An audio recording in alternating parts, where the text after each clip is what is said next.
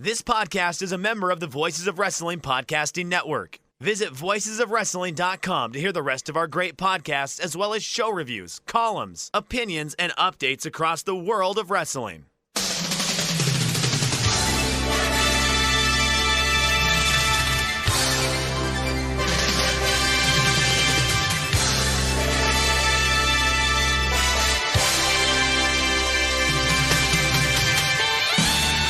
Hello everybody and welcome to the Super J-Cast. I'm Joel Abraham, joined by Damon McDonald.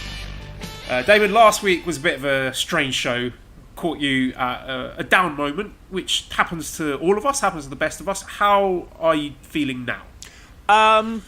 As we were talking a little bit off the air, I don't know, it comes in waves, it comes in waves, and definitely right before we were going on the air, my mouth was full of sand.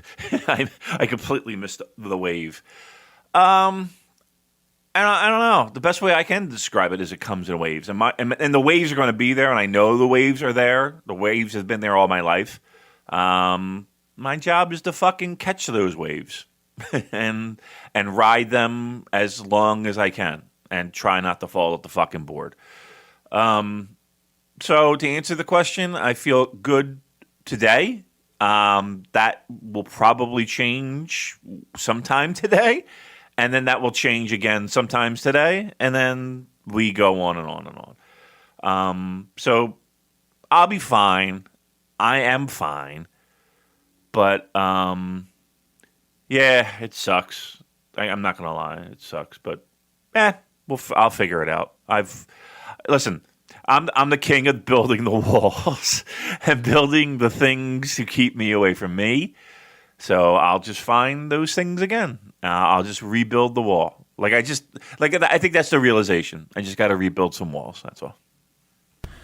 You haven't watched The Wire, have you? Because you remind me a bit of Jimmy McNulty, who's a brilliant person, but his own worst enemy at times. So anyone who's watched The Wire will get the reference. But I want to say thank you, all the people who reached out to us and sent us messages and tweets and DMs, empathizing with our situations, and that makes a big difference. To know that this is not something that we are suffering through alone, and we all have our dark days, and I think it's important to share those. So so much of social media these days, Damon, is people with this sort of immaculately, carefully crafted image of perfection. And people want you to think that every waking moment of their lives is glamorous and beautiful and expensive and sexy and happy and just one uninterrupted stream of joy. But life's not like that. So I think it's really important for everyone just to be real. To be honest with the people that are close to you about where things are not going so well, rather than trying to cover it up, which is no good for anyone, really. It's not. It's and that's all just lies, right? Lies, and lies. But it's hard when you're bombarded with that a lot. That's one thing I definitely wanted to mention too, Joel. Is that people were very kind with their messages, and Joel would send me, felt like just about every one of them, and they were kind, and they were thoughtful, and even people, I don't have many people that I follow on my dumb Twitter account that I locked down, but even then people were sending me stuff about their similar things, so I truly appreciated that. I mean, here's the one thing. I hate the fact that anyone would have to go through what even remotely I feel like I go through. Because if you do, you have my heart and soul in hoping that you get better. But it was really nice. It was not nice. Nice is not the word. It was kind, and it was appreciated, and truly, it was really great to see those things. I don't know if you saw the one from Andrew Rich. I did. That was brilliant. Andrew Rich, I love him so much. Again, I've met him twice in person. And I don't know, there's just something about that cat that makes me smile, and he kills me. He is the funniest fucking dude. So yeah, that was a good one. I will not share that in mixed company. Let's put it that way. But he definitely knows where to hit. He knows where to hit. He knows the soft spot on this Colossus. Let's put it that way. How are we doing with the Colossi, by the way? Joel, I'll have you know that as we sit here today, getting ready to do a New Japan Pro Wrestling podcast with no New Japan Pro Wrestling in the future. Or in the past, it seems, or recent past, I am at my last Colossus. I'm at 16, and which is a remarkable feat for me that I've even stuck it out this long. In the sense of I usually don't. I don't have the patience, the mental capacity to do this. But it seems like I have a lot of time. Time is on my side, as the Rolling Stones would sing.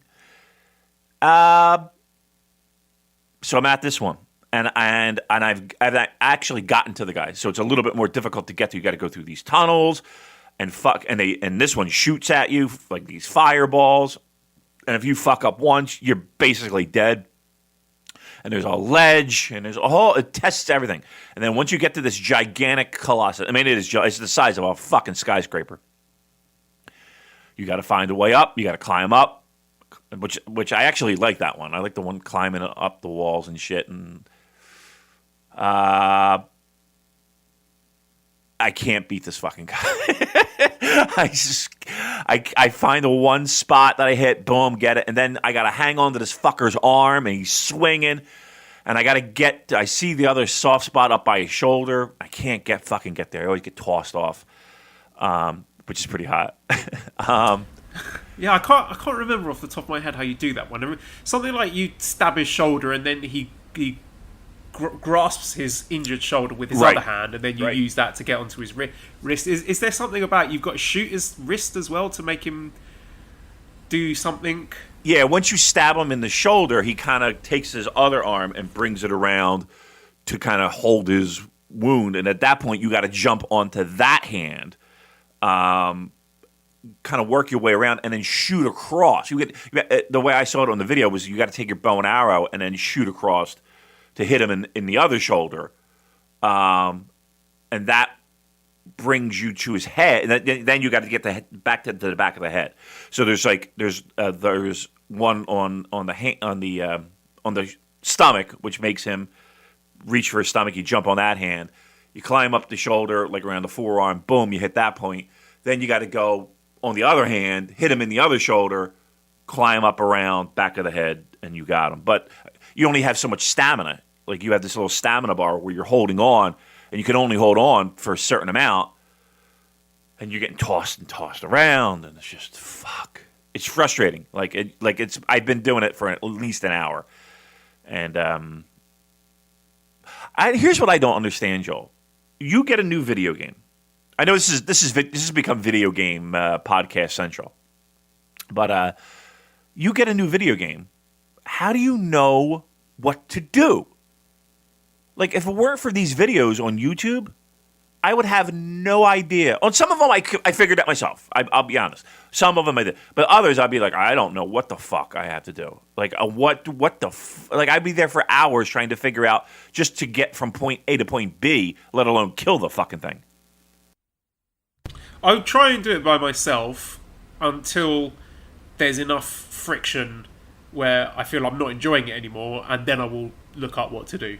And I know there's a lot of games where people say, oh, you should play it blind, don't look anything up. But I'm not that kind of person. I don't like the idea of me wasting hours and hours and hours trying to figure something out that I could look up and figure out in seconds, To me, the juice is not worth a squeeze. So this is just my personal experience with games. Sometimes I'd like to play looking at a map. Like, I might get buried for this, but I recently played Super Metroid, which is one of the all-time great games. And I played that with my laptop open, seeing the whole map, so I could see where all the secret weapons and items were. I could see where to go next, what to do. and I enjoyed it a lot more that way. I think had I tried to play it blind and figure all that stuff out by myself, then I don't think I would have enjoyed it as much. I think I would have found it frustrating, and I'm a busy man, Dave, and I value my time. I want to get through stuff. I'm not fucking speedrunning stuff, but I don't want there to, I don't want to get lost or confused or frustrated. I want to enjoy myself when I'm playing a game. That's exactly it. I think you nailed it right on the head. But here's the thing too. So I'm watching this guy's video, and he's like, he's seen or has played, and he's like, oh yeah, this is my first walk through this thing, blah blah blah blah blah. I don't know where I'm going, but he knows exactly where to go. All his random guesses are spot on. Oh, maybe if I go over to this wall, maybe it'll fall down at an angle. If the Colossus comes over and knocks, I'm like, what the fuck? And of course, it happens perfectly. Every shot. Perfect, you know what I mean? Like, he doesn't fuck up once. It's just like, all right, we get it. You fucking played this 1,000 times. This is not your first time. I hated him doing more than the frustration of not doing it right. But yes, Shadow of the Colossus, unbelievable game. And again, the one thing I will take out of this pandemic that is positive is this video game. It is a piece of art, and I love it. And I wish I'm actually hoping that there's another game out there. Like, I kind of treat it like music in the sense of, I know there's shit that has probably been released in the 60s and 70s and 80s that I've never heard. And that amazes me that there's a song out there that my ears have yet to hear that is going to be amazing. That, how did I never hear the song? And how did I not know of this band? And that happens every once in a while. Every once in a while it does. So I'm hoping that happens here too. So great recommendation by Joel, and a great time by all. And pro wrestling. I don't know. I'll try and think of some other suggestions for you when you finish that I think you would enjoy. And I'll tell you what, now you've finished the game, maybe you're not going to get as deep into the geek hole as me, but you might be interested in just dipping into some Shadow of the Colossus speedruns. Like, I've just looked at one here. There's this, I mentioned it before, this company called Games Done Quick, and they do charity speedruns. And just the top result here, someone beat the game in 37 minutes. So I always find that enjoyable after I finish the game. So I might spend like 20 hours on something, banging my head against the wall, finding it really challenging. And then just to watch someone absolutely melt through the game, like a hot knife through butter, just destroying it in like half an hour, just blows my mind. So that's something that you might do afterwards. But yeah, I'll think of some more suggestions for you for future video game talk segments. Now, on to wrestling. Oh. There's wrestling?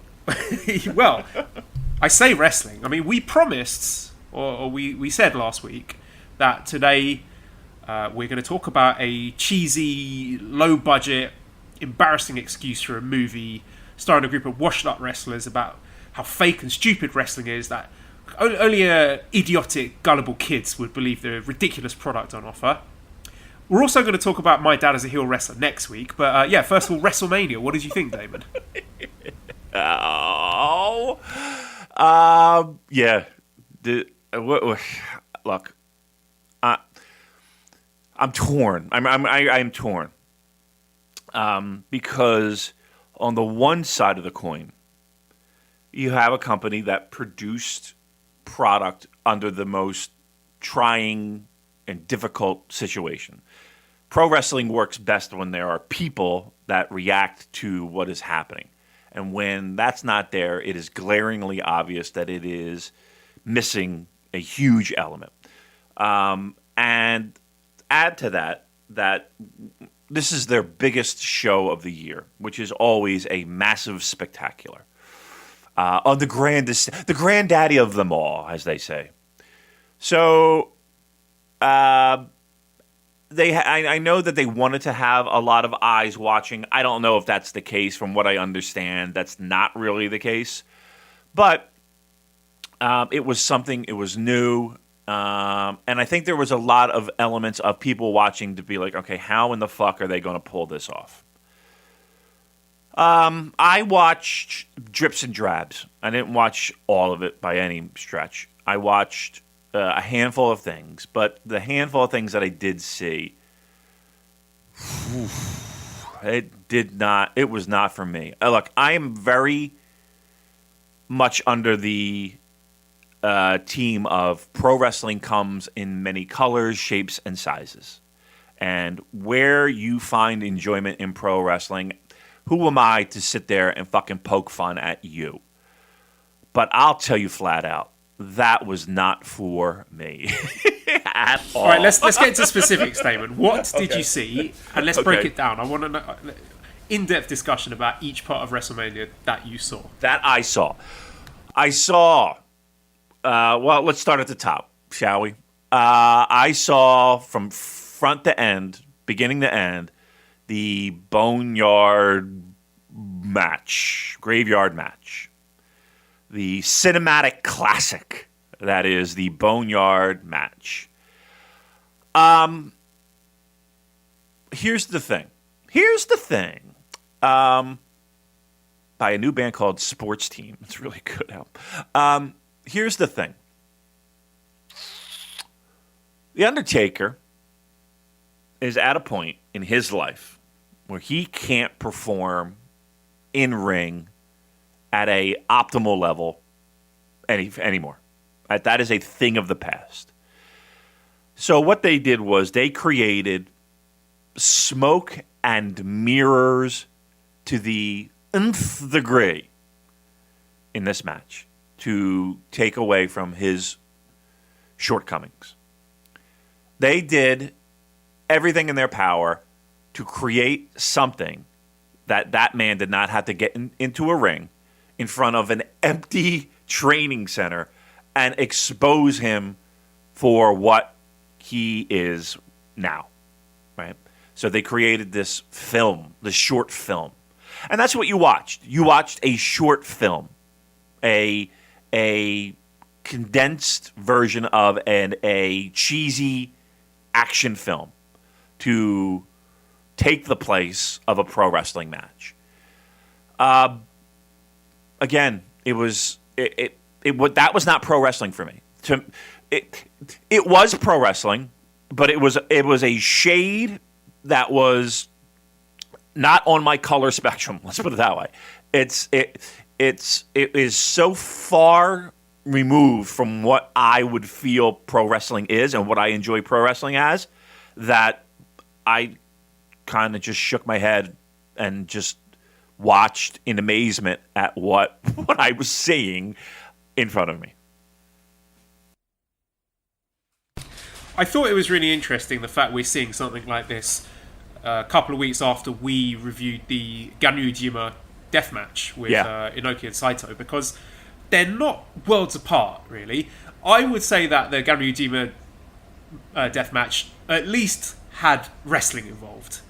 I don't think the Boneyard match was wrestling. It was a bad movie about pro wrestlers. And I understand why people liked it, because one, people are starved for wrestling because they're all stuck at home. And two, it had like a cheesiness and a campness to it. It was silly. You could kind of suspend your disbelief and enjoy it for the trash that it was and get some sort of novel enjoyment out of it. And it's like I said about the Island Death match. I said, this is not good by any stretch of the imagination. This is bad television. This is bad to watch. But I kind of liked it because it was different. So I'm sure there are plenty of people who are in that camp with this Boneyard match. And, you know, to some extent the Firefly Funhouse, where they thought, you know, this features pro wrestlers that I like, and it's funny and silly and camp, and it's different, and I enjoy it for the novelty of it. That's fine. What I cannot stand, Damon, are all these people firing off their hot takes on Twitter saying, this and the Firefly Funhouse, no, this was the best match. This was the best professional wrestling match I've ever seen. This was pure art. This was genius. No, it wasn't.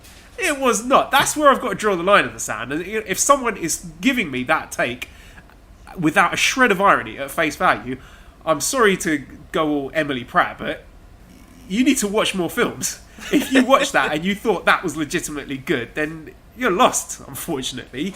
So that's where my annoyance starts, where people start trying to tell me that, no, actually that was genius, and trying to explain it, writing all these articles saying how brilliant it was. Come on, just pump the brakes there a bit. That's what irritated me, Damon. And like you say about The Undertaker, what a damning indictment on WWE's inability to make legitimate new stars, that they need to use all those smoke and mirrors to jazz up a guy who should have retired years ago. Yeah. But let me ask you this, and I agree with you 100%. Like, stop trying to be an art critic. Like, that was not great. It was, I don't know. I mean, let's put it this way. I don't want pro wrestling to go that route. And you've seen that with the Hardys, with their little compound things that they did. And you've seen it quite a few times now. Right, that was tongue firmly in cheek with that final deletion thing. That had a level of self-awareness where they knew it was ridiculous and didn't draw anything. You know, no one is watching that or this. You know, casual. I've heard. Oh, my casual fan friends watched it and they really liked it.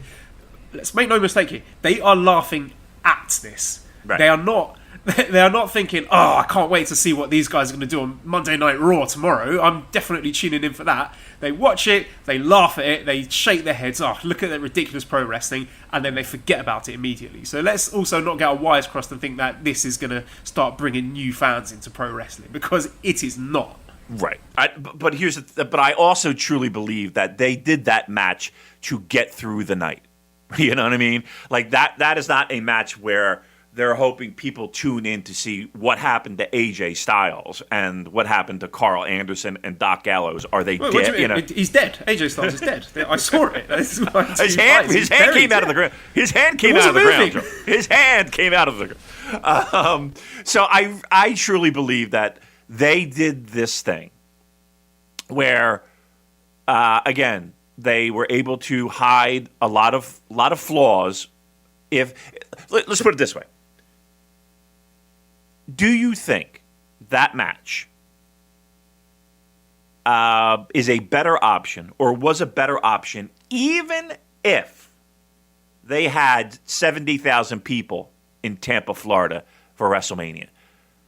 Like, would you rather have seen that Boneyard match the way that it was presented, or a regular pro wrestling match between The Undertaker and AJ Styles in front of 70,000 people? I wouldn't want to see either. Like I said, I think Undertaker should have hung up his boots many, many years ago. But it's a straight choice between an actual professional wrestling match. Yeah, I would have preferred the wrestling match, just from the morbid curiosity of thinking, how is a guy, a talented worker like AJ Styles, you know, maybe with his best years behind him, but how a guy like AJ Styles could work around Undertaker's physical limitations, and what kind of professional wrestling match that would look like. To me, once you start doing something like the Boneyard match, which is not a professional wrestling match, and you're using editing and camera tricks and all that stuff, then that's where I lose interest. Because other people have said it before. There's a great piece on voicesofwrestling.com by Neil David, who I think is one of the best wrestlers they have, best writers they have on that site, who said, you know, if I want to be entertained by pro wrestling, I want to watch pro wrestling. I don't want to watch a bad movie kind of tangentially related to pro wrestling featuring pro wrestlers. I want to see wrestling. I want to see two guys in a ring having a wrestling match. Right. I agree with that 100%. And I kind of lead my life that way, in the sense of, if I want to watch a comedy, I'm not turning on pro wrestling. If I want to watch a comedy, I'm going to watch a comedy. If I want a pizza, I don't I hate substitute things like cauliflower rice. Get the fuck up the street. Just get regular fucking rice. Cauliflower rice. You know what I mean? Like, I just hate these substitute things. Don't call it rice. Just call it grated cauliflower. Thank you. Right. Thank you. And by no stretch, that was you can't call that a pro wrestling match. That's not a pro wrestling match. That is if you want to tell me that's the greatest mini film I've ever seen, I'll laugh at you, right? but put it in the right fucking bucket, because that's not a pro wrestling match. It's just not. It's a fight scene, is what you saw, right? Like, if you're gonna sit there and say that was one of the greatest pro wrestling matches I've ever seen, as you shine up your fake WWE title that you carry around with you, right? That you carry around with you, like you're the champion. Yeah,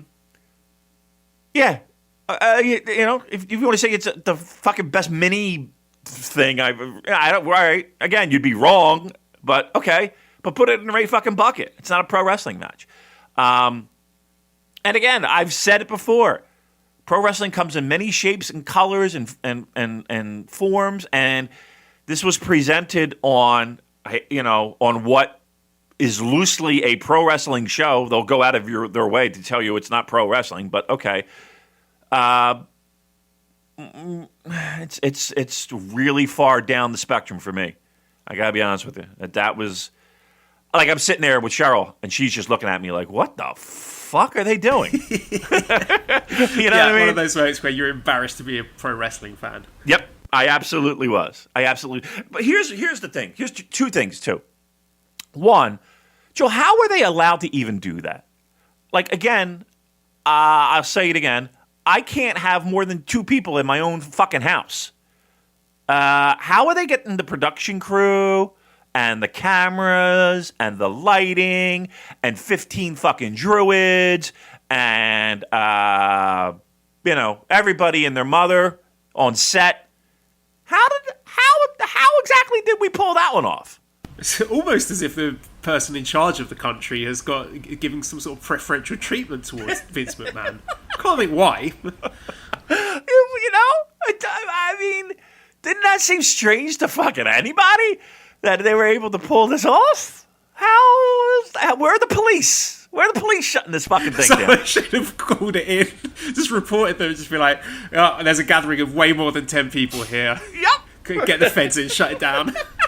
Right, shut this fucking thing down.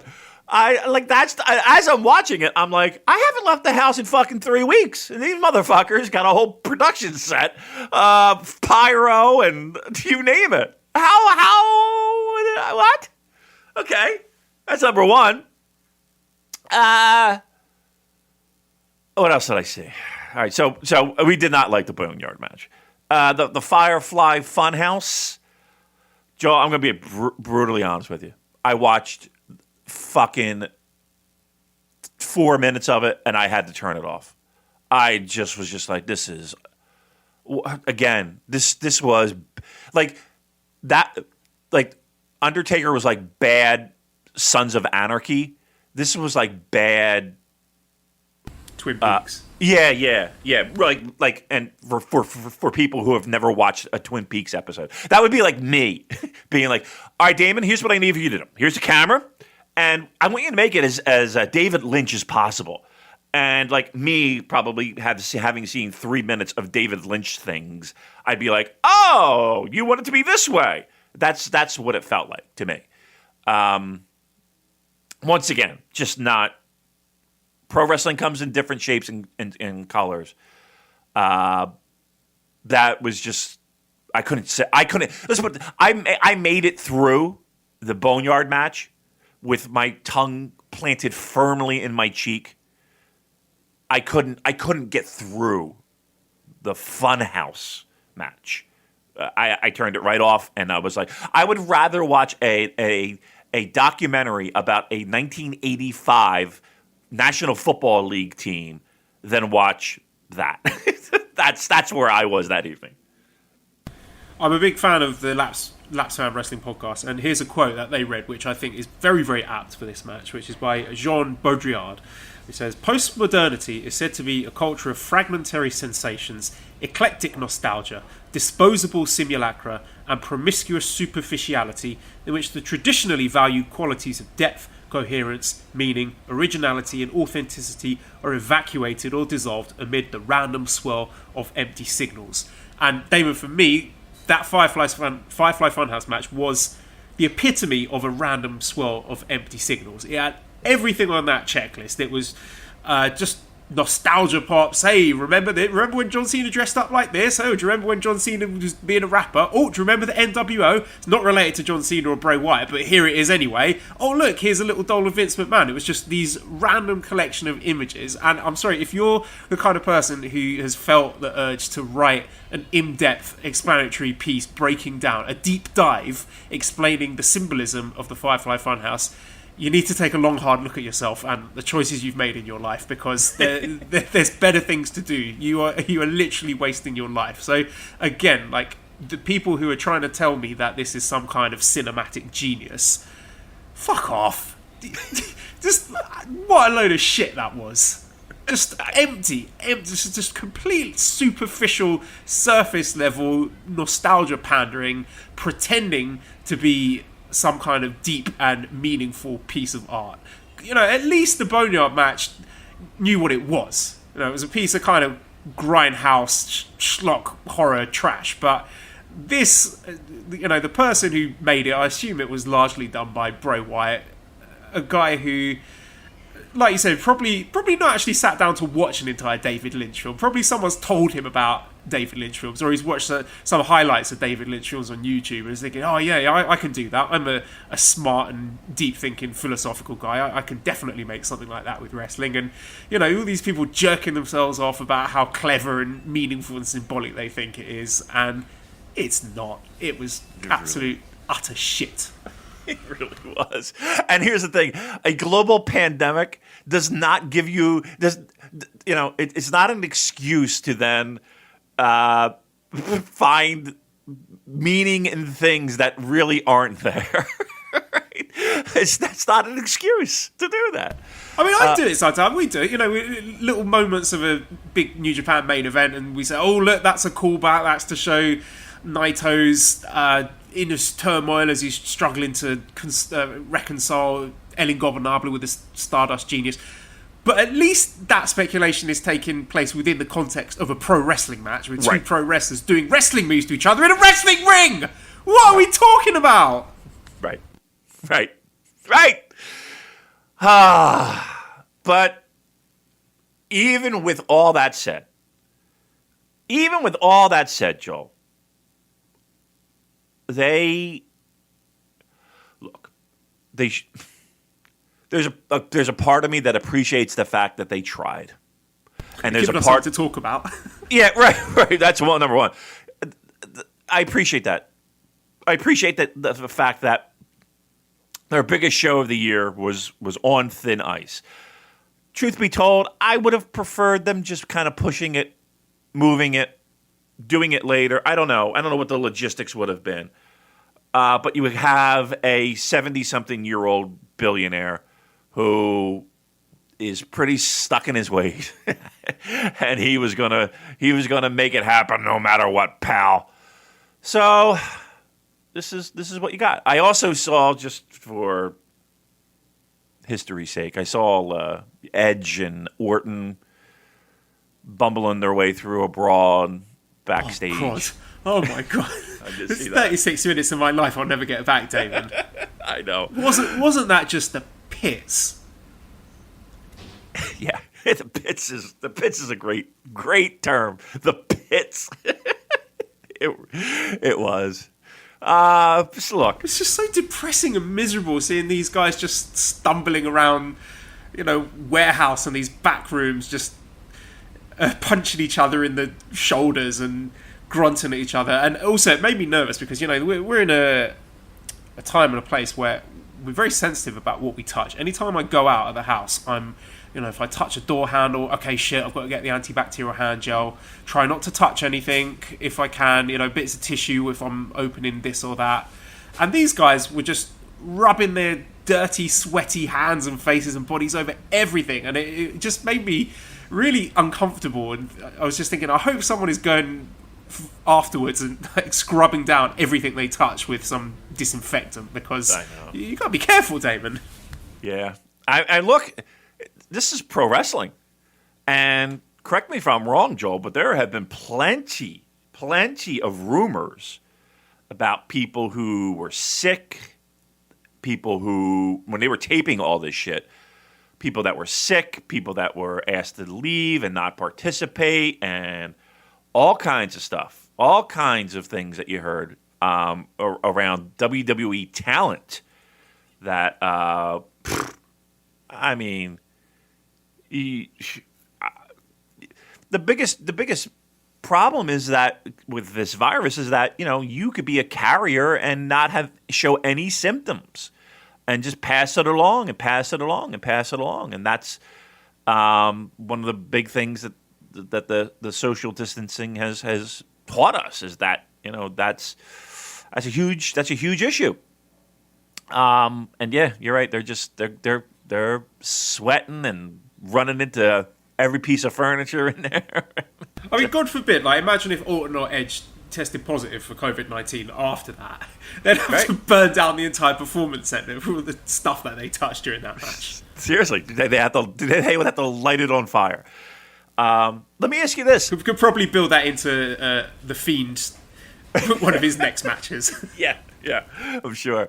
I'm very happy that I don't do a WWE podcast. Let's put it that way. We say that, but we've been discussing it for about half an hour. I know. What are we going to do? Yeah, I'm very happy at that. I don't have to do. Let me ask you this, though.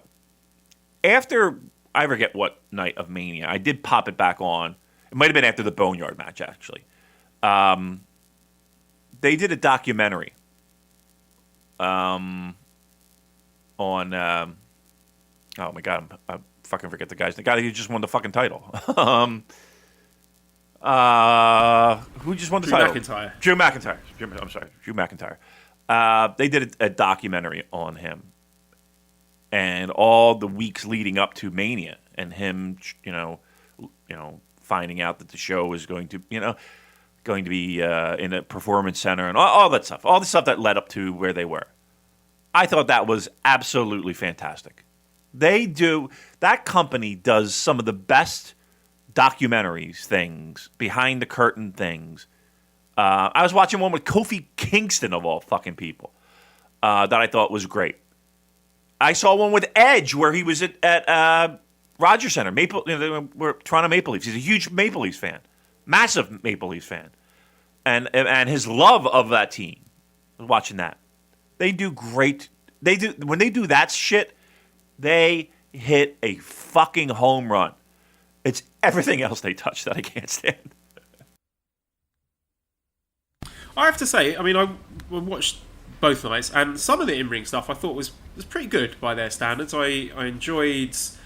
what did I enjoy? Some of the women's matches were really good. Charlotte against Rhea Ripley, that was a good match. You know, very hard-hitting, very snug. The ladder match I thought was decent. I was surprised the Seth Rollins Kevin Owens match was good. So I actually applaud some of the in-ring stuff. I thought it was decent, but just where they started to get too cute, and too clever for their own good, that's when I thought things fell apart a bit. But it was memorable at least. So I'll give them that, and it's given us something to talk about and avoid talking about New Japan because what have we got today? New Japan events cancelled until May the 4th.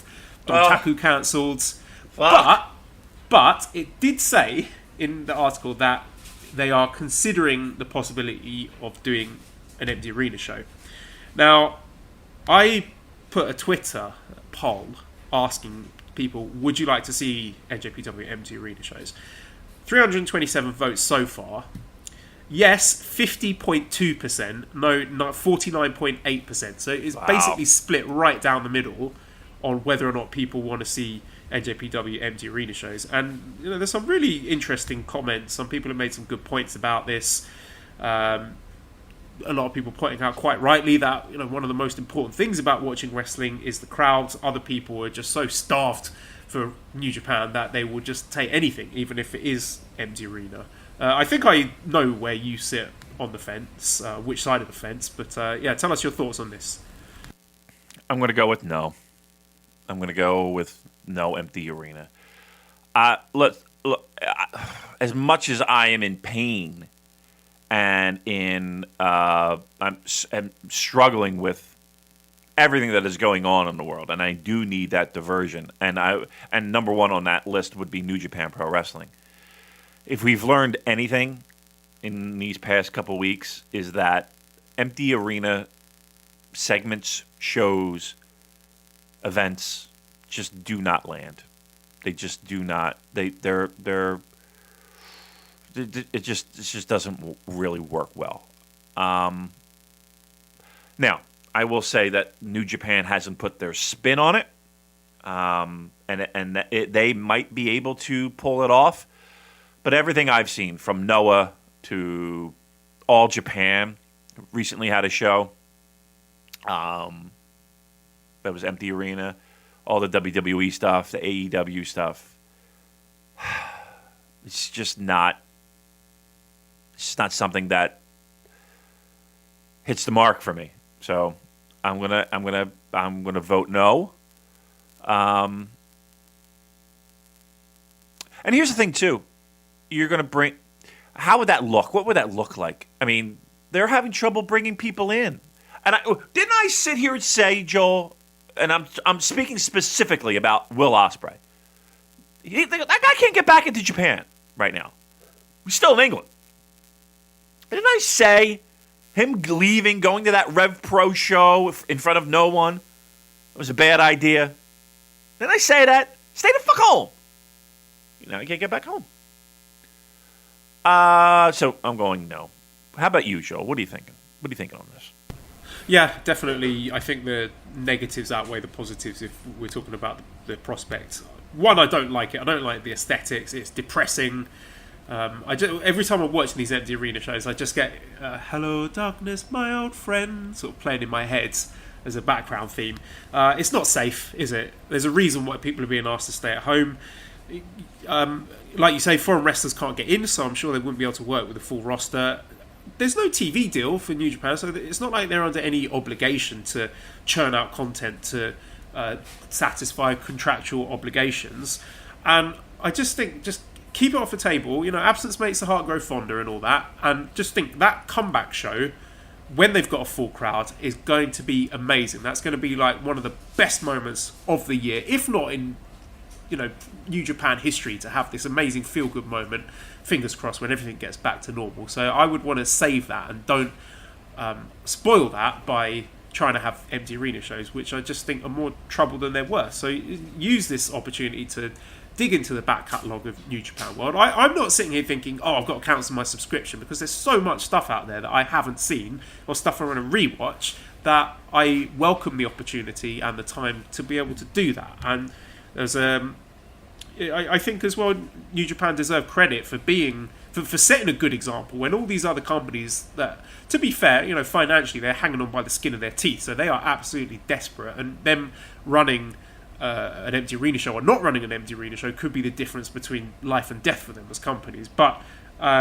New Japan, I think, have done well not to, I don't want to say lower themselves to get in the muck with the other companies that are doing these empty arena shows, but they're setting a good example at least.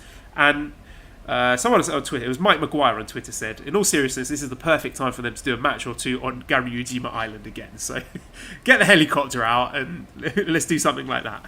That's what I was saying. It was like, let's get the island death matches rocking again. And I will say this, and I agree with you in the sense of there's a lot of content on that New Japan World, and I bitch and moan about the stuff that's not on there a lot, and there is a ton that's not on there. And I'm going to be honest, I cannot go through this without mentioning it, but there is still a ton of stuff that is on it, and they keep churning out content. Again, whether it's something that I'm going to sit and watch. Okay, some of it I probably won't. Let's put it that way. It's not for me, and there's plenty of people that would. And they're constantly churning out content, and everything seems to be good and interesting for the most part, except that stupid podcast that they do. That's terrible. I'm kidding.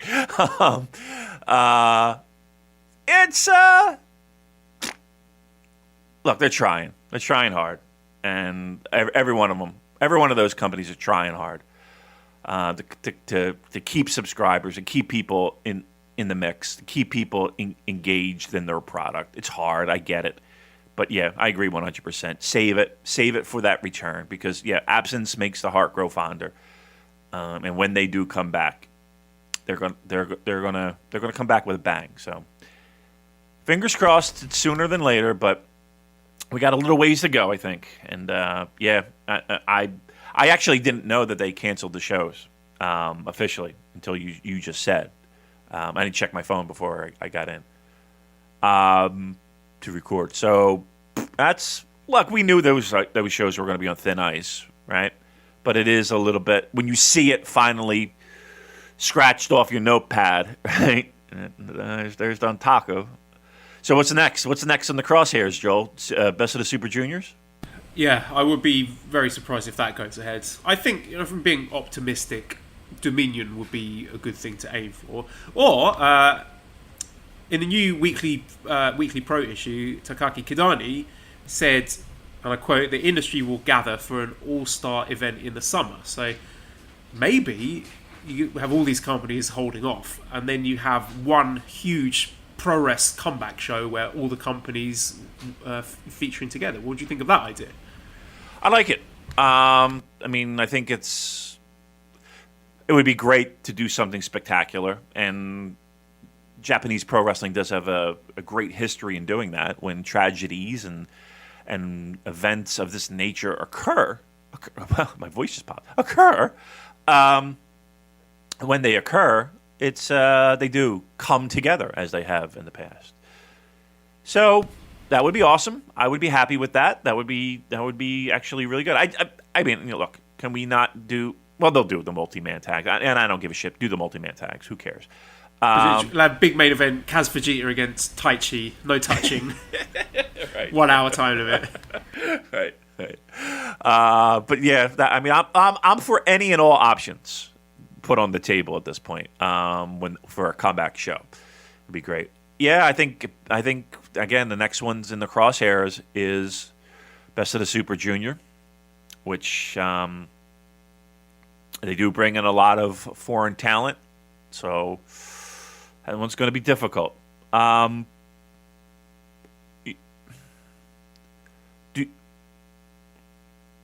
Sports in general, especially in the States, NBA, NHL, and all that, they're coming up with like plans of trying to run shows in areas of the country where the virus really isn't prevalent and very remote. So, as an example, there's been talk of the NHL actually holding their playoffs in like Fargo, North Dakota.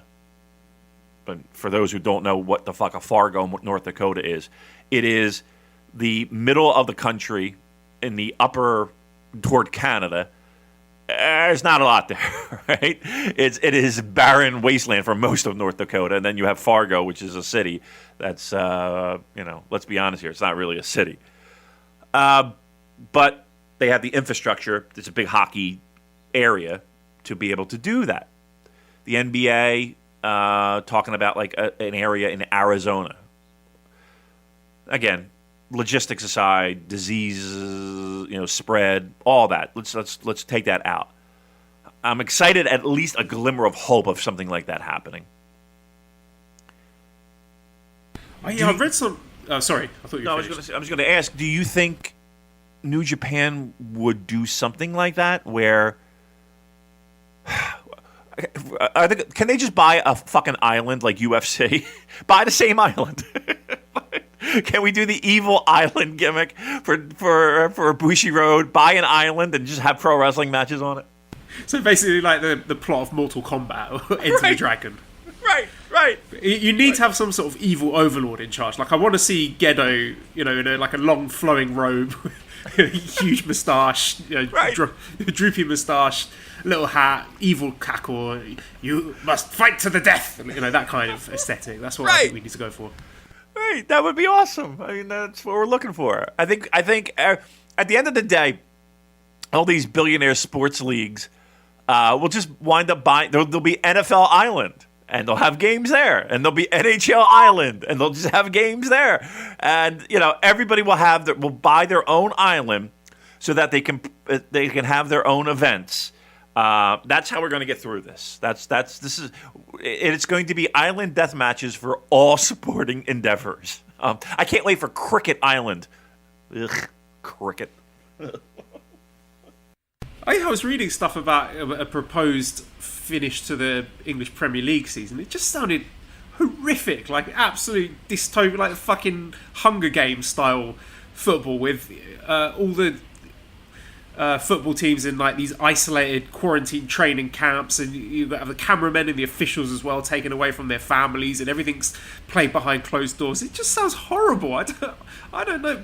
I'm sure I'm not alone, but I've got no interest in seeing that kind of stuff. I just fucking wait. Watch some old TV, watch some old wrestling, and be patient until everything's blown over, and then we can, wait in the pub, have a pint until everything's back to normal.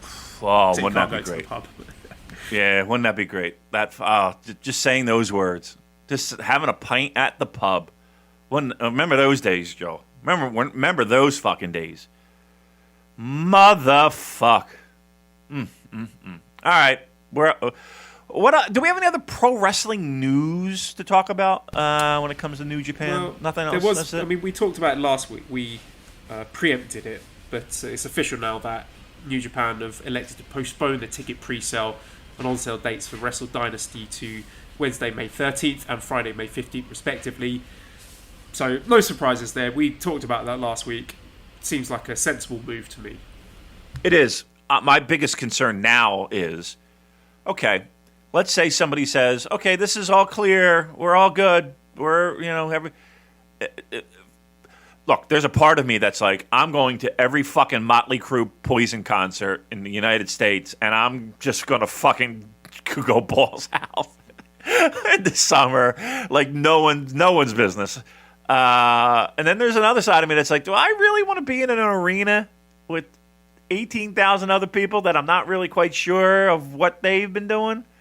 That's my biggest fear. I hope that people get past that fear, because I think that's going to be important for everything. I'm leaning on the side of people are, if they have some inkling of safety and health, that tickets will move. Tickets will pick up. And again, somebody's got to be first. We'll see what happens.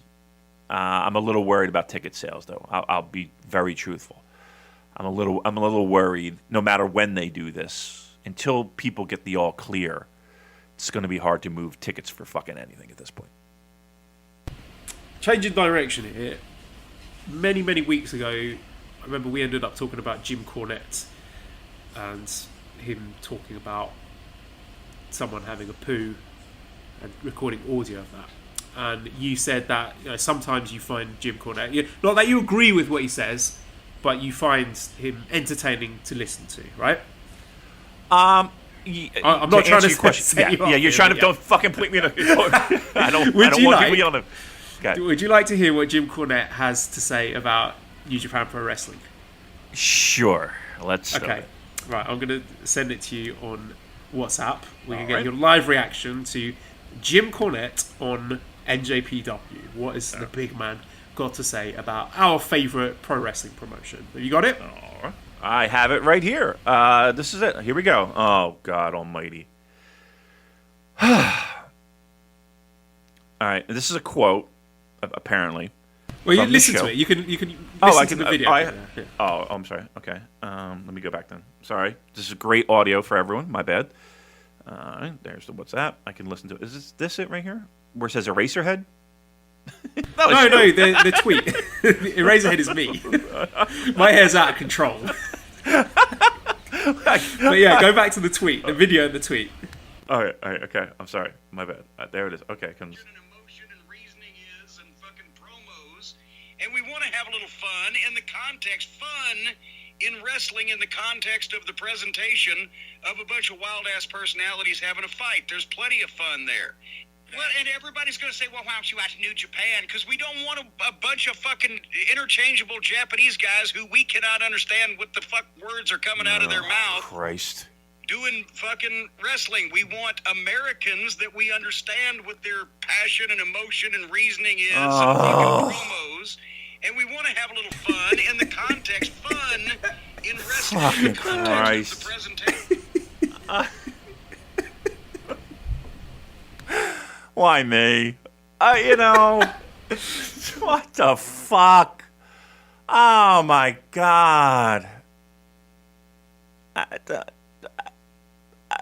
I'm fucking speechless, man. Are you surprised? I mean, a little bit. I mean, it's. I'm actually speechless. What a fucking horrible take that is.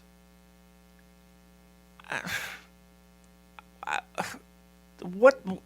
I mean, this is New Japan Pro Wrestling at its core. At its fucking core is the simplest thing to understand. I feel like I can get anyone who's never watched pro wrestling in their life could pick up in 5 minutes what the issues are in the ring.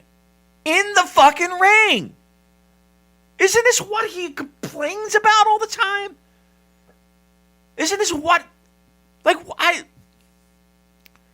nameless, faceless... Why? Because why, Jim? Because they all look the same? Is that what we're trying to say? Is that what the fuck we're trying to say? Right, exactly. What are we trying to say here? We don't want a bunch of fucking interchangeable Japanese guys who we cannot understand what the fuck words are coming out of their mouth doing fucking wrestling. Jim Cornette, ladies and gentlemen. What a guy. God fucking damn it. God damn it. Why? That's just... I mean, there's dumb, and then there is just fucking asinine, and that goes beyond asinine. And I don't throw around words like racist a lot. But holy fucking shit, Jim. Are you kidding me? Oh, my God. Unbelievable. Well, that's that. Is this where I just officially go, I'm done? Is this it? Is this the breaking point? Is this the breaking point of, yeah, but the art is there, right? Like a big piece for Voices of Wrestling. My complicated relationship with Jim Cornette. Yeah, is this where I officially hop off that? It's funny because I just downloaded a whole fucking torrent of Midnight Express shit. Like hours and hours. No, Dave, I want you to do it live on the show. I want you to cancel Jim Cornette. Yeah, Jimbo. Sorry. Not that he gives a fuck, but yeah, I think we're done here. Right? I think that quote alone, we're done here. We're done. A proud moment for the Super J cast. All right, let's move on. So, speaking of all the tournaments on Island, and I will say this. And I'm sorry before you go on, because he won't be mentioned on this show again. Let's put it that way. Can we agree to that? I don't care what he does. I don't care what he says. I don't care what fucking shtick he's doing. He's not mentioned on this show again. You're right. I wouldn't have brought this up unless we were in the middle of a global pandemic with no fucking wrestling to talk about. Right. I just wanted to get a reaction out of you. But there we go. Jim Cornette officially cancelled by the Super J cast. Thank you, ladies and gentlemen. I'm delighted. All right, let's move on then. So yeah, we're talking about Island tournaments. You know me. I love a good tournament. like I said, Mortal Kombat, the Kumite from Bloodsport, Enter the Dragon, the FA Cup, the Pride tournaments, early UFC stuff. There's nothing better than a good single elimination tournament. And one tournament that I've never actually sat down to watch was the Super J Cup 1994, which is a really historic event. So we decided for our classic watch along that we're going to, I guess, spread this out over 3 weeks. So this week we'll talk about the first round, and next week we'll talk about the second rounds, and then on the third week we'll talk about the semi-finals and finals, I guess, right? What were your memories of Super J Cup? How did you experience it at the time? Because you were following the product back then, right? Yeah, I mean, as much as we could, because again, everything was videotaped. So I've said it a million times here, but we weren't really able to follow along chronologically and get things in order. You would get tapes in batches and trade with who you could to get shit and all that stuff. So Super J Cup was one of those holy grails for tape traders. That was a gateway for so many people getting into not only New Japan, not only the bigger promotions, but even the smaller promotions, and getting into tape trading and getting heavily involved in getting to know who those people are in that tournament. It was also a huge launching point for a lot of people's careers, because keep in mind, at that time, you were still in big man mode, right? You needed to be jacked, and you needed to be, 6'11", and you needed to look like a super heavyweight for you to get any type of recognition or fame or, big money in pro wrestling. And that tournament, even though it was a New Japan Pro Wrestling event, the people that were there all had a chip on their shoulder because they were some of the best workers in the world at that time, all in the same tournament, but all kind of looking for, a brighter future, a bigger payday, a solid spot at a time when, those things weren't really given to people of that size, and that skill level, really. So it was one of those things where you knew everybody had a chip on their shoulder across the board. You had Liger, who was at the peak, and then you had all these other guys that you might have heard of, but you never really saw. But you would hear written about in the Observer and other places about how great they were. So it was all these people all were in one tournament, in one spot. So it was a holy grail for people in pro wrestling fans in the early 90s and even mid 90s and late 90s. And it was a great launching point for people. So, yeah, a lot of great memories. Getting that videotape, those videotapes. That was one of them that everybody went out of their way to get, Joel. Everybody went out of their way to get. And it was to me, not only at the time that I think it was great, and I watched it so many fucking times on that. I still remember that VCR to this fucking day, watching that tape. I think it holds up even watching it now. And I mean, I really feel like this stuff is, again, remember, this is 1994. A lot of you people weren't even fucking born. 1994, and it holds up today. And I think it's saying something. Yeah, I was asking people, is this a tournament that you should sort of just dip in to watch the key matches or watch the whole thing? And everyone said, sit down and watch the whole thing. And I've only watched the first round so far, but it's such an easy watch. There's 6 first round matches. None of them, I think, go over 10 minutes. And they just fly by. And when I got to the end of the 6 matches, I was like, fuck, I want to watch the rest of it now. I couldn't wait. And it was just a real pleasure to just sit down, watch an hour of wrestling. And it's aged brilliantly. I mean, I'm not watching this thinking... other matches we've watched where things like a a lariat or a suplex and getting an amazing reaction from the crowd. Some of the work here, I'm seeing stuff that I've never seen before.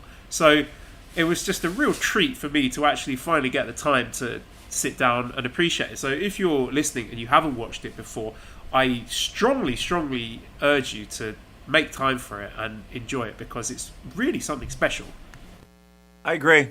It's lived up to the hype for all these years for a reason, right? And to me, it's one of those things where, especially when we talk about the history of Japanese pro wrestling or New Japan Pro Wrestling or wrestling in general, it's one of those things that I kind of lean to as a foundation piece to be like, okay, watch this. This is something that you'll want to see as you grow your pro wrestling fandom. So yeah, go out of your way to watch it. I think everything is great. And here's the thing: the cool part about it is that there are little nuggets all throughout. You'd be like, oh my god, it's him, it's that person, and that person. That, and you'll find people that maybe you never saw before or heard of before that might become one of your new favorites. So who knows? So I got a bit of context from Manabu, who says that in the 90s there was a minor wrestling magazine called Bakuto Pro-Res in Japan, which featured roundtable discussion with junior rosters from different promotions like Liger, Sasuke, etc. And actually it was Liger's wife, who's a hardcore wrestling fan, came up with the idea for the discussion, and they talked about junior heavyweight wrestling future, and finally all of them sort of dreamed up this junior version of an all-star wrestling show, and they were just paying lip service on the magazine, and people thought it was never going to happen. But Liger brought that story back to New Japan, and Choshu decided to go for it and do this junior all-star show. So that's how the first Super J-Cup ended up happening. So there's a bit of historical context for you. So let's dig into some of the matches then. So the first one I watched was Jushin Thunder Liger versus Hayabusa, which, talk about getting things off with a bang. Starting off this tournament with like these incredible flying kicks and a tope from Hayabusa. The Sumo Hall crowd is red hot, and I just think it's so cool that they did this at a big venue like Sumo Hall. And I would love to see something like this today in a big arena, like one-day tournament, because last year the Super J-Cup was cool, but the smaller venues, they're not the same. They don't have that auspicious big match feel that you have in this tournament. So for me, this is my first time seeing Hayabusa, and first time seeing quite a few of these guys. And like I said, I was really impressed by the high flying, the work rate, the athleticism. Even though this is more than 25 years ago, it holds up so well today. This was a really exciting, hot, well-paced opening match, like the perfect way to start a tournament. And yeah, great stuff. Yeah, that was the first round. So that match was actually the last match of the first round. Ah, okay. So I've got it backwards then. Yeah, so that was the last match of the first round.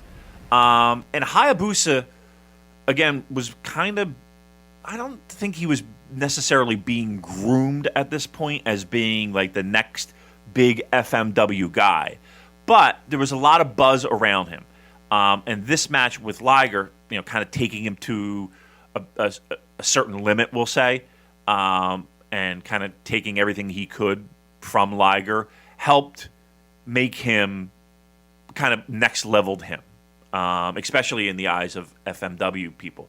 There is a guy online, and I forget his name. I want to pronounce it Bao, B-A-N-U, or something like that. He's a dude that loves FMW, and if you Google something like that, you'll see about his trips to Japan, and he was a massive. He probably still is. He still is a massive Hayabusa fan. And keep in mind, this is pre-Hayabusa without the scars and the all the death matches that he was in. So he's looking young. The body's not cut up yet.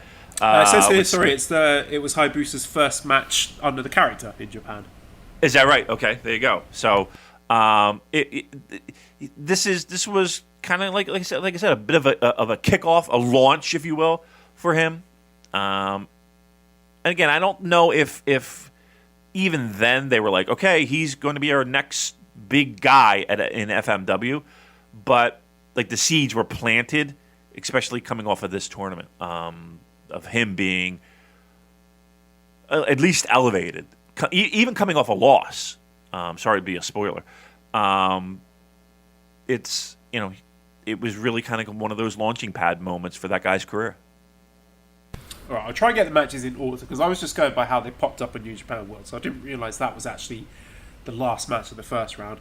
So the Great Sasuke and Wild Pegasus received buys in the first round, so they weren't in the first round, so we're going to see them next week. But it says here the opening match of the event featured Dean Malenko against Gedo. So we got to talk about Gedo's outfit here because I don't know if you've ever seen Little Britain. He looks like a Little Britain character, like Matt Lucas in a costume, like a big chubby baby in a bright red ninja outfit, and he's rocking like a prototype top knot hairstyle. So that was the first thing that stood out to me. And as far as Malenko goes, I'm ashamed to say, David, that I had no love for Dean Malenko as a child watching WWF. What I do remember about him, one of the first times seeing him must have been about 2000, 2001 maybe, him in a program with Lita where he was like some kind of creepy sex pest, and he ended up losing in a singles match to Lita, and I absolutely hated him. But that probably says more about WWF booking, but it's just really interesting to see how influential both of these guys are now. So I mean, we know exactly what Gedo's doing, and Dean Malenko being a very big name in terms of being I think he's a road agent, some sort of producer with WWE. Is that right? Yeah, I think he actually jumped ship to AEW, right? Oh yes, yeah, of course he did. Right. Yep. Dean Malenko's a beast, man. Don't let that WWEF run spoil Dean Malenko. I'm going to promise you. I will sit here as God is my witness. As much as I'm canceling Jim Cornette, I am praising the great Dean Malenko in ring. Go out of your way. His run in WCW was super strong. It was great. But his New Japan stuff, fan-fucking-tastic. And even his ECW stuff, Joel, if you go out of your way to watch some of that stuff, his stuff with Eddie was really great. His stuff with Benoit, his stuff with Tad, that whole mix was really good. So, yeah, he's one of those guys. Again, the biggest knock on him was he didn't have a lot of charisma and personality, blah, blah, blah, blah, blah. But I think it's a horseshit, really. I think the fact that he didn't have a lot made him great. Technically, one of my favorites. Everything meant something. Everything looked like it hurt. Even the Malenkos in they had a short tag. Both of them, Dean and what was the brother? I'm losing my mind. But they did tag team stuff for All Japan as well in the early '90s. Joe Malenko, yes. They did tag team stuff in All Japan. That was really good too. So again, I know. Isn't it weird how your first exposure to people really sometimes sets a narrative about that person moving forward? That's hilarious, actually. Oh yeah, no, you mentioned it. Manabu recommended one of their matches to me. It was the Malenkos versus the British Bulldogs. Yeah, so that's one definitely worth checking out. I really enjoyed that one. Yeah, go back. That's going to be some homework for you. If you're bored, remember Dean Malenko matches. Go back and watch. How about Gedo? He looks like a little chubby. Like he couldn't be more than 20. It feels like, and he did pretty well for himself. First match, first round. Yeah, I mean, the order I watched these matches in, this one was a bit of a change of pace, but obviously now I know it's the opening match. But it was a lot of really great mat-based grappling and hold, counter-hold, submission holds. And the crowd really got behind Gedo and the near falls towards the closing of the match. And I did wonder about the finish, because Malenko had the cheeky little kick out at 3. I was wondering, it was like, is that a botch, or is he doing that on purpose? So I thought that was quite interesting. Yeah, there were a few, weren't there? Like the first round had a couple moments where you're like, oh, like the Hayabusa match.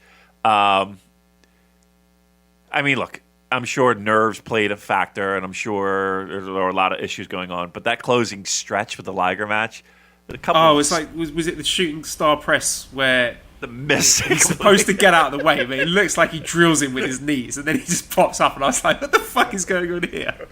Yeah. And then there was another spot where it looked like it was going to be like a reverse Frankensteiner thing off the turnbuckle that wound up just being Hayabusa landing on Liger on his back. That was a little bit of a fuck up. So yeah, it did kind of get a little sloppy at the end there, but it did seem like there were moments where people weren't on the same page. That's for sure. Okay, so the next match chronologically was Super Delphin against Shinjiro Otani. You got to talk to me about the Super Delphin gimmick. Is he supposed to be a dolphin? Is he a super dolphin? Because he's got the little dolphin on his mask. Yes. Yeah, he is a dolphin. Dolphin. Okay. and Otani looks like a little Lego man with like plastic hair. But again, it's like a different kind of match here. Otani going after Delphin's leg, like really nasty looking way. There was a bit towards the end where he did a big drop kick to Super Delphin's knee, which it looked like his leg just buckled. It just really vicious. And the first of 2 tornado DDT finishes there. These guys need to talk to each other, David.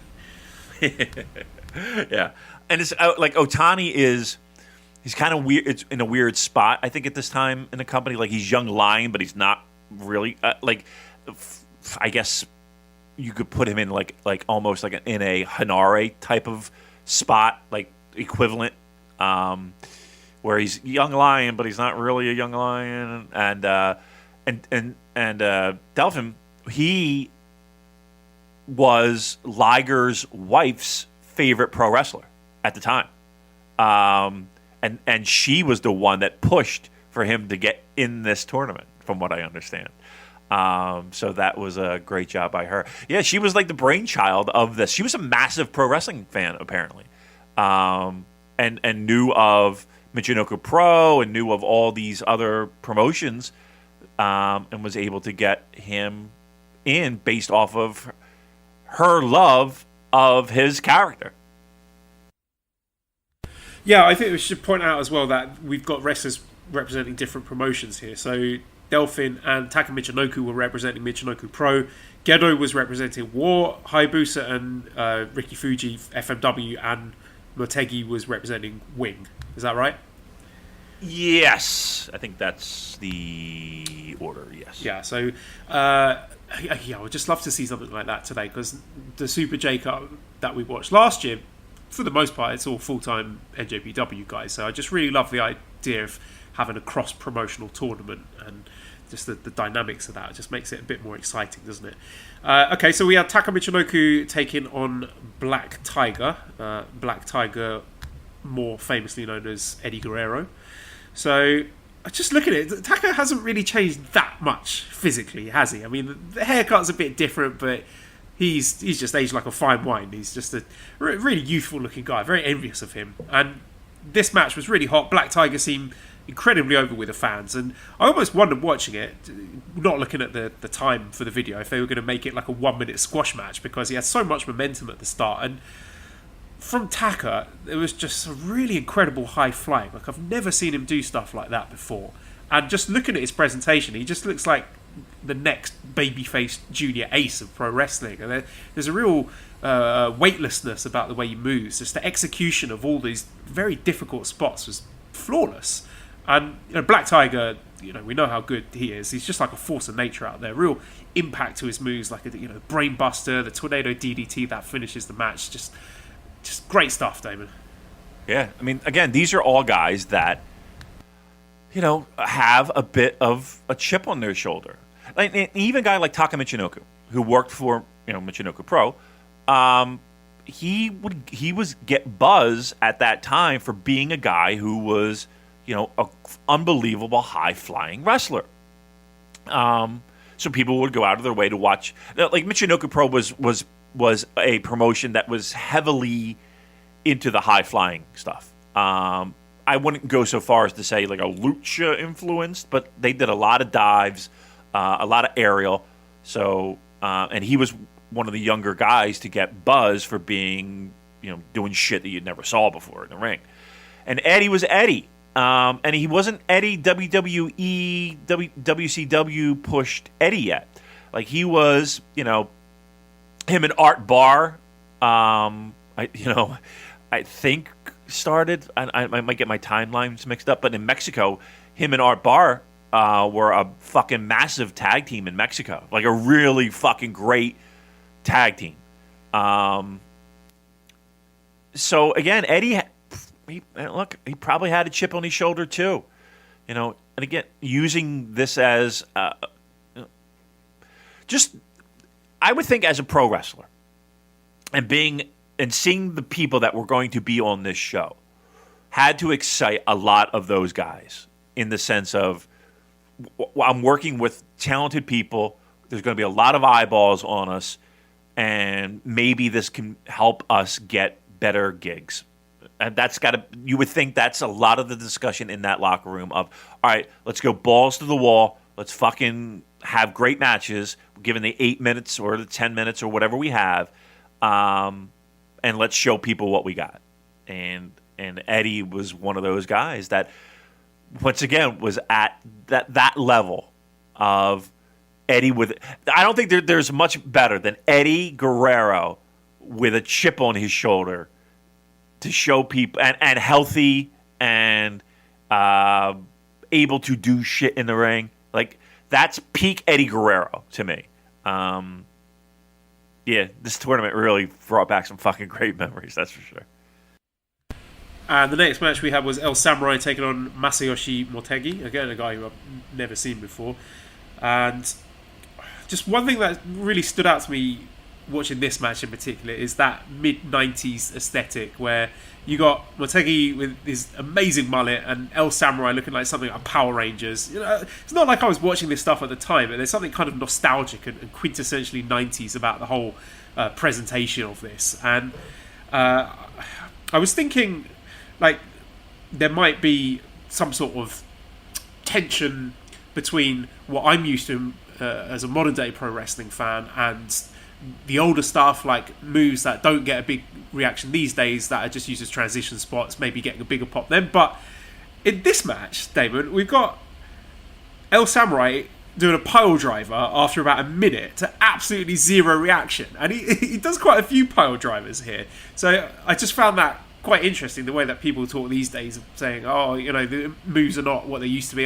Jake Roberts, DDT used to be a finisher and now it's just a transition spot, blah, blah, blah. But here, it works in the opposite. But I mean, even so, he's got an incredibly cool moveset, El Samurai. But this match was a bit strange. Neither of the guys seemed particularly over with the crowd. But again, really cool stuff here. Like the rolling Romero specials from Motegi was great. And yeah, seeing some stuff that I've never seen before. And again, I just love how they're all little 10-minute sprints for guys, show what they're all about, showcase their skills, and nothing outstays its welcome. I always thought El Samurai was pretty awesome back in the day. He reminded me of a guy that would have like 4 cigarettes before his music hits, and he's putting out the cigarette with his foot as he's ready to go through the curtain. I don't know if it was lack of. I don't want to say lack of effort because because El Samurai had a run there. In right around that time, Joel, where he was the guy that was feuding with Liger, so he was probably one of the more well-known guys in that tournament. So I like this match. I thought this match was actually one of my favorite ones of the first round. It wasn't my favorite. And I'll share that one. Well, probably the next one. It wasn't my favorite, but it was. I liked it. I liked both guys. I don't know what happened to. What was his name? I'm sorry. Help me out. Motegi? Yes. I legit don't know. I think he fell off the face of the fucking earth because I remember him in this and rewatching it, but I can't sit here and say that I watched a million of his matches afterward. I don't know. I mean, is there a Wikipedia page on this guy? Yeah, I'm looking at it now, actually. So, he's known for his background in karate. Innovation of the rolling German suplex, staple of Big Japan Pro Wrestling, IWA Japan, and Wing, as well as Japanese independent promotions such as the Social Progressive Wrestling Federation. Wow, he is grimy indie pro wrestling. Nice. Yeah, I mean, Wing was deathmatch, pretty notorious for that. So yeah, I mean, it's grimy indies. That's a good spot for him. That's good for him getting on that show. God damn. All right, and then what? We had one more match in the first round, right?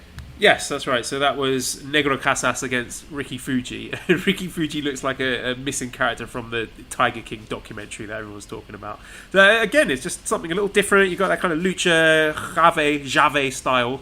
I thought it was a good match. One of the least memorable for me, but good nonetheless.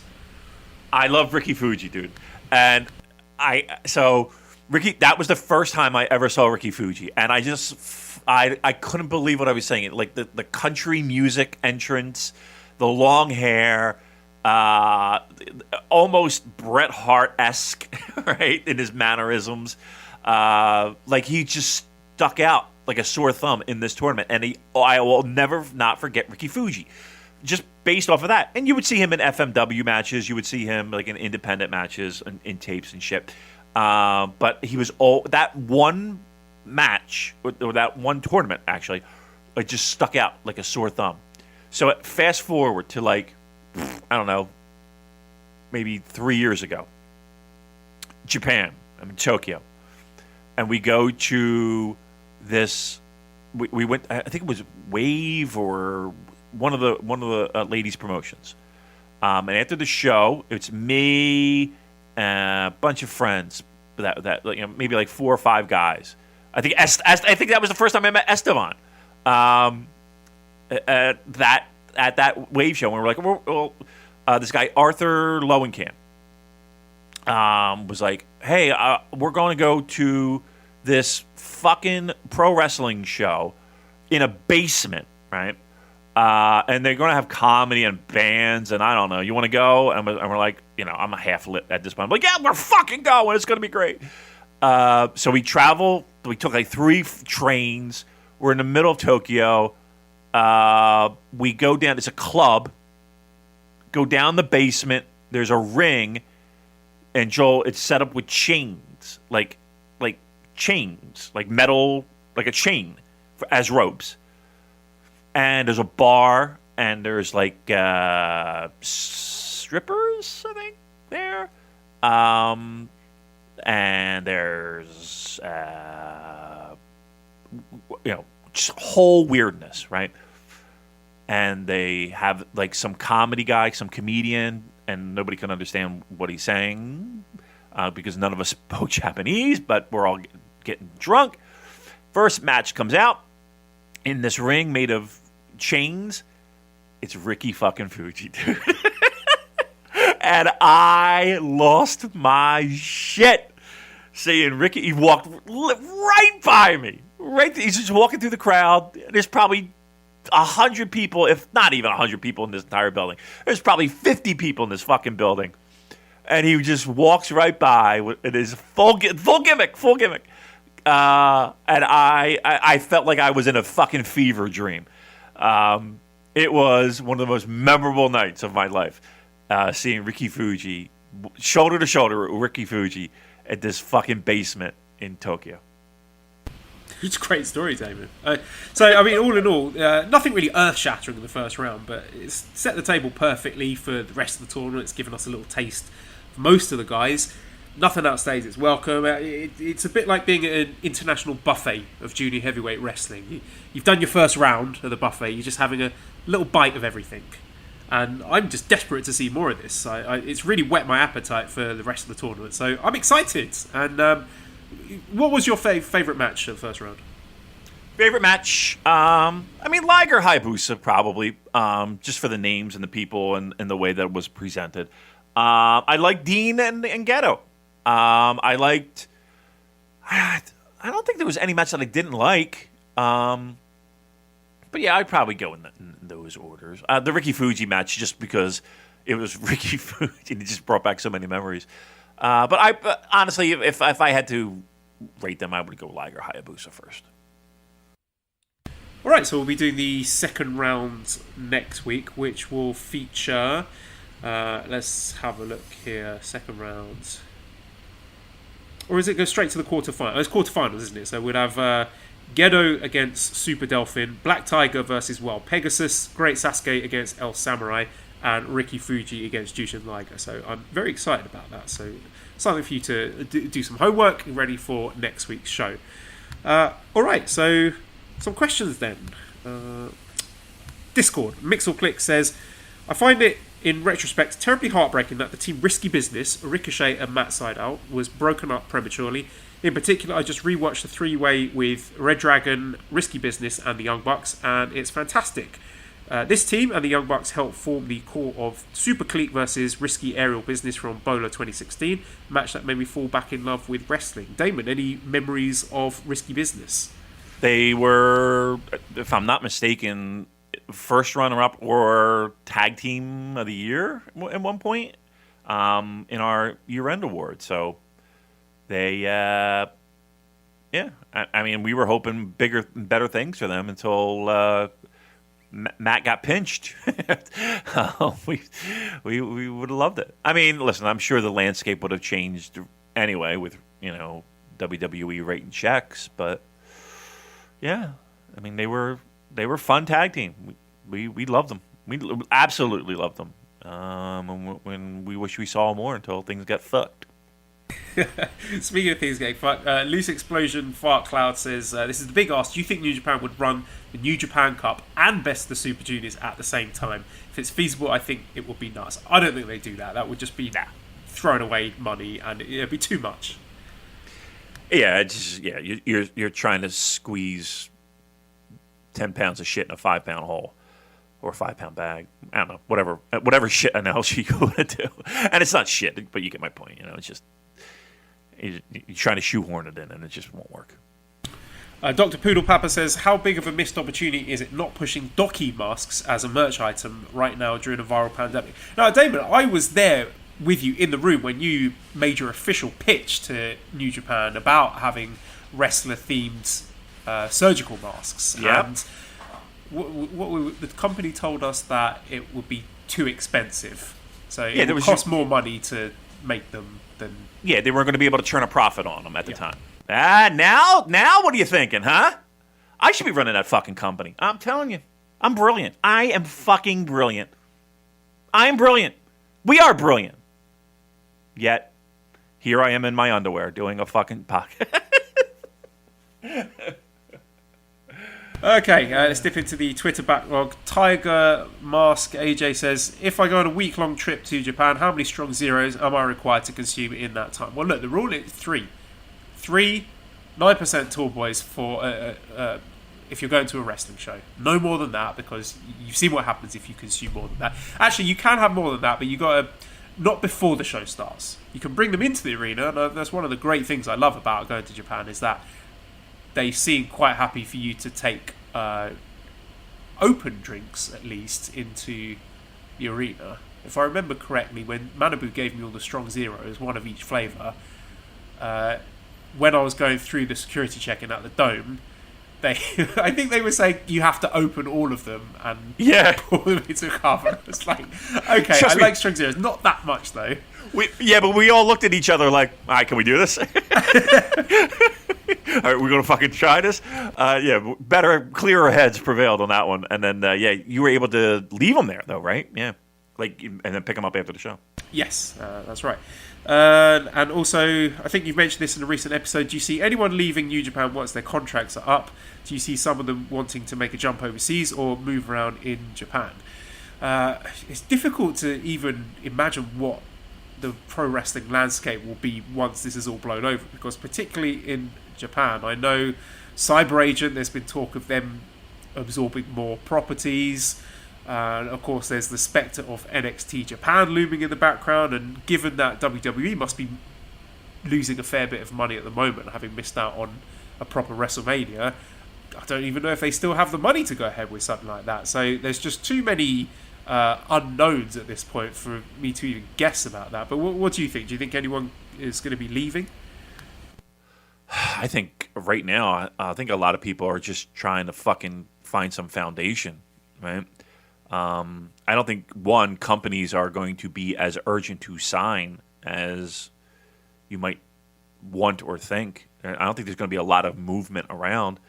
I unfortunately think we're going to see. I think a lot of promotions are in trouble, to be quite frank. I think when this is all said and done, and not to be doom and gloom about it, but there's going to be promotions that are not going to last in this. And there's going to be promotions that I'm not going to say are able to tread water. And I don't see anybody flourishing out of this. Let's put it that way. This is going to be a long, hard road for a lot of these companies. So, and a lot of pro wrestlers. Let's be honest. Like, if you're a pro wrestler, you're not working. You're not working. There's no shows to work. So I hope that you were frugal with your money, because if not, this is going to be a tough road for a lot of independent contractors that work show to show, fly all over the world doing it. This is going to be a little bit of a struggle time. So I can't imagine anybody jumping anywhere. They're just trying to fucking get some solid ground under their feet. Anwar Starwind says, based on only the current roster, who will be the big four in 2023 for New Japan?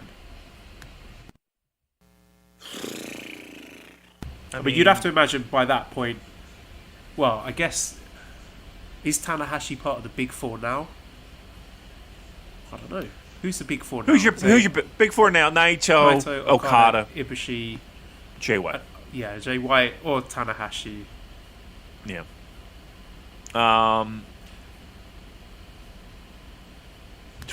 So we're looking 3 years from now? Yes. You figure Okada's in that mix. You Yep. figure Jay White is in that mix. Yeah. Are we ready to put Ospreay in that mix? I mean, all roads point to him being groomed for that. I would say yeah. Any chance of, let's say, someone like a Shota Umino having an explosive return and going straight into the top table? 3 years is a long time, right? In pro wrestling terms, 3 years is a long fucking time.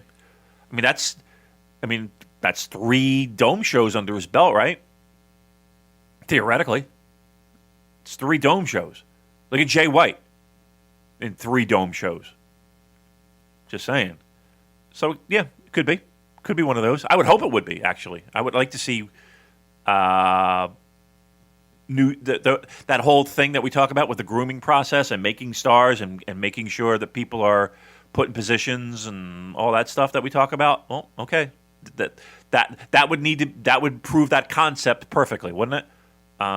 So yeah, I have no problem doing that. Say in 3 years, putting one of those guys in there. Why not? What the fuck? Let's do it. And it would be great to see Hiromu considered as big four, even if he's not necessarily a heavyweight. If he has managed to elevate the junior division to the point at which he is considered one of the 4 biggest draws in the company, that would also be tremendous. All right, so D. Coombe says, in what order do you think Tenzan, Kojima, and Nagata will retire, and when do you think each of them will?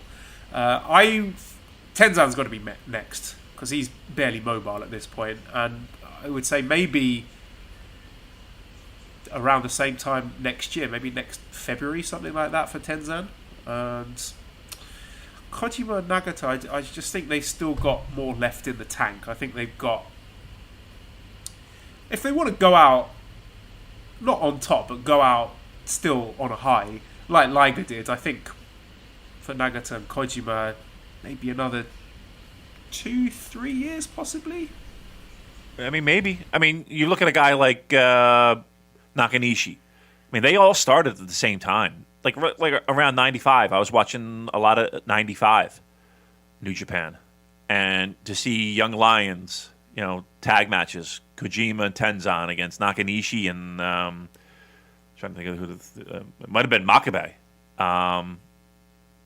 Kids, the fucking kids in that ring. I mean, that's a long time. 95, that's a long time. So, yeah, I mean, if I'm a betting man, I would say Tenzan might be next, just because his mobility issues and the ankle and the foot and all that shit. But yeah, 95. Go back and watch some of that shit. If you can get your hands on that, like I have on my wonderful hard drive. But yeah, go back and watch. That's what they should put up. Put up some fucking career retrospectives of those guys, and go back and watch some of those matches. Look, I know it's easy for people, especially here's where I go off on my little rant here. You youngsters, it's easy to look back at history and kind of not hand wave it, but just be like, that was the past and it's already happened, and I kind of want to I'm more worried about my time and my thing. And I get it, because I'm the same guy. Go back and watch try and find some of that 95 era Nagata, and then work your way through Tenzan in NWO. You know what I mean? Kojima doing his splitting his time between New Japan and All Japan. Really good fucking pro wrestling here, guys. Really fucking good pro wrestling. I know you see them now as old, beaten, dads, all that stuff. Do yourself a favor. Go back and watch some of that stuff. It's good pro wrestling. You'll love it. That was something that came up when I was doing my data analysis that I mentioned last week about looking at everyone's quote-unquote best opponent. And a load of these matches popped up that I'd never seen before. And it made me think, I really want to check out this match. I want to see what Tenzan's best match looked like, or what Nakanishi's best match looked like. So maybe when we're done with the Super J-Cup stuff, that could be something to dig into, looking at the best matches of certain wrestlers' careers. Yeah, that might be a good idea. And let's be honest, that fucking project you did, what an amazing piece of work that was, dude. You knocked the ball out of the yard with that. The best matches. That was really interesting, really eye-opening. Kevin Kelly gave you a little love for that one. He said he's going to use that. That's nice. You did a great job with that one. Thank you. It was a labour of love. I enjoyed doing it. Maybe we can discuss it in more detail another time. But I think I would like to give it the time it deserves, because I'm quite proud of it as well. So maybe we'll talk about that another week. Next question from Violet Skipping says, assuming they're all sticking around and in the mix for the foreseeable future, how do you juggle Naito, Ibushi and Shingo, all 37, Okada 32, White 27, Ospreay 26, before considering elevating the likes of Juice, Show or Zack Sabre Jr. in the main event picture? If ultimately they all get to the point where they all have a legitimate argument to be at the top of the promotion, who or in what order do you start to downcycle or allow them to leave? Well, you figure some of them will, just by the nature of the business. Right? We can't assume that every one of those people are going to be sticking around New Japan for the rest of their career, right? I think that would be naive, just given what we know of pro wrestling history. Look, I think it goes by... I will say this. The evolution of a pro wrestler can take many different shapes and many different forms. And again, a perfect example of that is watching 95 Nagata and Nakanishi and Makabe and Tenzan. And you one of the great things about New Japan Pro Wrestling is that you get to see that whole progression of where they go. It's a very difficult question to answer in the sense of, here's a great example. Look at Naito. Would anyone think 6 years ago, 8 years ago, Stardust Genius just coming out, that Naito would be the Naito that he is now? You know what I mean? Like, things change and characters develop and comfortability increases and in-ring becomes more polished. Like, to sit here and say Juice Robinson today is going to be the Juice Robinson of 5 years from now, he's not. I wouldn't want him to be the same Juice Robinson that he is right now. I want him to be something else, to grow into be something else. You can still hold on to some elements of who he is, but that change and that progression and that evolution of who he is in the ring, you got to assume that's going to happen. What that looks like, who knows what that is. And who knows if it's going to fall flat on its face or it's going to fucking be a rocket ship to the stars. Don't know. But know that it will happen. And those changes occur all the time in pro wrestling. So, it's a difficult question to answer. Given all the people that you put in front of me, I'm going to give you a solid who. We don't know. Because Juice Robinson might become the hottest fucking guy in pro wrestling. Because guess what? WCW, Steve Austin, I don't think anybody was like, oh, he's a good wrestler, but he's going to be the number one guy in the fucking world and lead to a pro wrestling boom. Nobody said that. Nobody fucking said that. It just happened. It just fucking happened. And something will catch fire, and away we go. And I don't know if that's Juice. I don't know if that's Ren Narita. I don't know if that's fucking Toa Hanare. I don't know if that's whoever. If that's Jay White. I don't know. But it will happen. Because because that's pro wrestling. The next question is from Quartz, who says, worst merch. Oh, no, we did that one last week. Sorry, I forgot we did that. Steel O'Neill says, if you were given the job of moving Sakura Genesis to a safe venue, like WrestleMania moving to the Performance Center, where would you choose? Please don't answer seriously. So, my backyard. I would do it in the swimming pool that they use for all the porn films.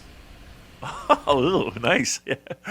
You know what's funny is that in some pornographic videos, I'm a big fan of looking at the house and the furniture, and like I know certain things. Like I'd be like, look at those lovely French windows. I do. I swear to God, I do. And it's like, oh, that's from IKEA. I know. I've seen that. I've seen that there. That's from there. Like I know things. It's funny. That chair's not going to hold up to that level of punishment. I know. Right, that as the voices of wrestling crew, the fuck chair, the fuck is that what they call it? The fuck chair? Yeah, the fuck chair. Is it when you go to a hotel, you got to have sex on all the different bits of furniture? Yeah. There's that one chair that you know people just fucked on, and oh my God! Unless you've got a newborn baby and a wife who's had a cesarean section, in which case there is no fuck chair. There's a fuck nothing. Just the wanking chair. How you making out with that, by the way? How's that work? I didn't do the toilet yet. I didn't do that yet. Some people have suggested the shower as well.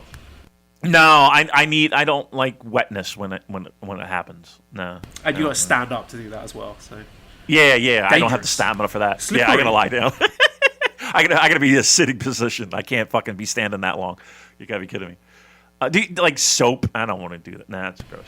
No, we took a turn. Sting, wouldn't it? Right. Get that in your little pee-pee hole. Oh, ouch. No. All right, let's wrap it up. I gotta get to work. Okay. All right. So, in closing, then please visit redcircle.com/shows/super-j-cast if you want to throw some money our way. It would be very much appreciated during these difficult times. Discord link is in the show notes, prowrestlingtees.com/superjcast, and please do get in touch if you can think of an alternate host for my Scampy Club t-shirt. And massive thanks to editor Dan. You can visit his Twitter at LousyHero219.